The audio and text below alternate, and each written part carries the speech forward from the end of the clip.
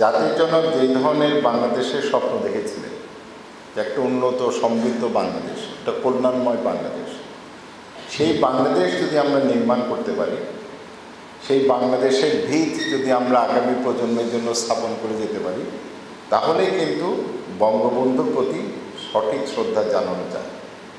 শুধু বক্তব্যে হবে না, কথা বলব, তবে সেই কথার প্রতিফলনও আমরা দেখতে চাই।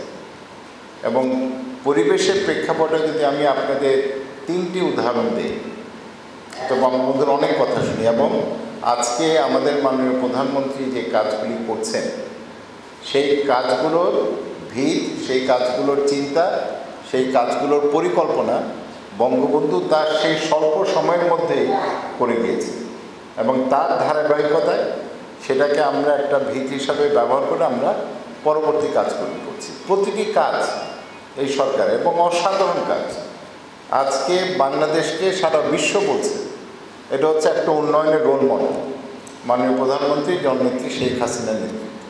এবং দেখেন ওই কাজগুলোর চিন্তাগুলো স্বাধীনতার পর 75 সাল পর্যন্ত যে 3.5 বছর উনি ছিলেন বঙ্গবন্ধু, সেই সময়কার চিন্তার প্রতিফলন আজকে আমরা দেখছি। যে 3টি কাজের কথা বলছিলাম, আমি জানি না এই ছবিটা কবেকার, তবে জুলাই মাসে 72 সাল 16ই জুলাই সালবার্দি উদ্যানে প্রথম জাতীয় বৃক্ষরোপণ কর্মসূচি বঙ্গবন্ধু শুরু করেছিলেন 72 সালে। 73 সালে উনি চিন্তা করেছিলেন বন্যপ্রাণী তাদের সংরক্ষণ কীভাবে করানো যায়, একটা অর্ডিন্যান্স জারি করে। আজকে সারা বিশ্ব জীববৈচিত্র্যের কথা বলে, বঙ্গবন্ধু 73 সালে অর্ডিন্যান্স জারি করেছিলেন। তারপরে আসেন পানি দূষণ, এটার জন্য অর্ডিন্যান্স কিন্তু দেওয়া হয়েছে।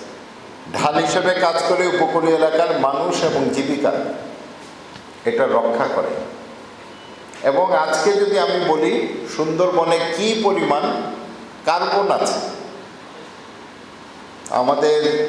আমার সহকর্মী যেটা বলেছেন যে শুধু অক্সিজেন না, এটা আজকে আমাদের সারা পৃথিবীর জলবায়ু পরিবর্তনের যে আমরা যে ইম্প্যাক্ট এখানে ফিল করছি, এটা হচ্ছে কার্বন এমিশন, নিঃসরণ।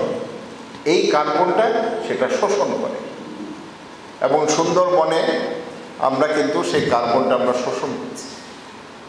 আমরা যে গাছ লাগাচ্ছি, এই গাছ কার্বনও শোষণ করে।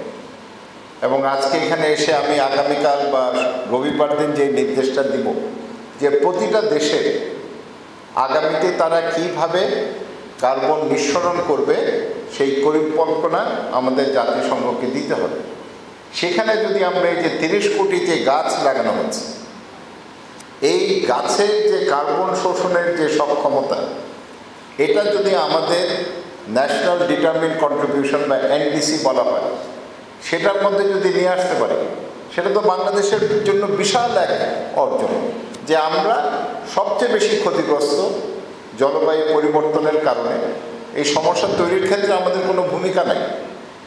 সারা বিশ্ব যে পরিমাণ কার্বন নিঃসরণ করে, আমি যদি বাংলাদেশের নিঃসরণটা হিসাব করতে চাই, এটা 0.46%, অর্থাৎ 0.5ও না। কিন্তু দেখেন ক্ষতির দিক থেকে আমরা সবচেয়ে বেশি ক্ষতিগ্রস্ত। যেভাবে দেখি, যত দিকে দেখি, আমাদের ক্ষতির কোনো শেষ নেই।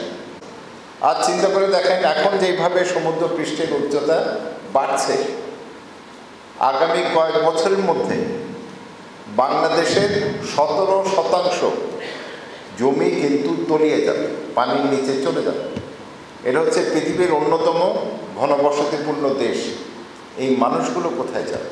সুতরাং আমরা বলি জলবায়ু পরিবর্তন হচ্ছে আমাদের জন্য একটা অস্তিত্বের সংকট বা চ্যালেঞ্জ। আমরা কতটুকু টিকে থাকতে পারবো, বেঁচে থাকতে পারবো, এটা জলবায়ু পরিবর্তনের উপরে নির্ভর করছে। এবং সেখানে বাংলাদেশ আমাদের মাননীয় প্রধানমন্ত্রীর নেতৃত্বে আমরা কিন্তু সারা বিশ্বকে বলার চেষ্টা করছি, বোঝানোর চেষ্টা করছি, বার্তা দিচ্ছি যে আমরা সবচেয়ে বেশি ক্ষতিগ্রস্ত। তারপরেও জলবায়ু পরিবর্তনের ক্ষেত্রে বাংলাদেশ একটা অগ্রগামী ভূমিকা রাখছে। এই যে আমরা গাছগুলি যে রোপণ করছি, আবার অন্যভাবে দেখেন, ঢাকা শহরের তাপমাত্রা কী ছিল কয়েকদিন আগেও চিন্তা করে দেখেন, 42-43 ডিগ্রি সেলসিয়াস। এটা আমরা কখনো কল্পনা করেছিলাম?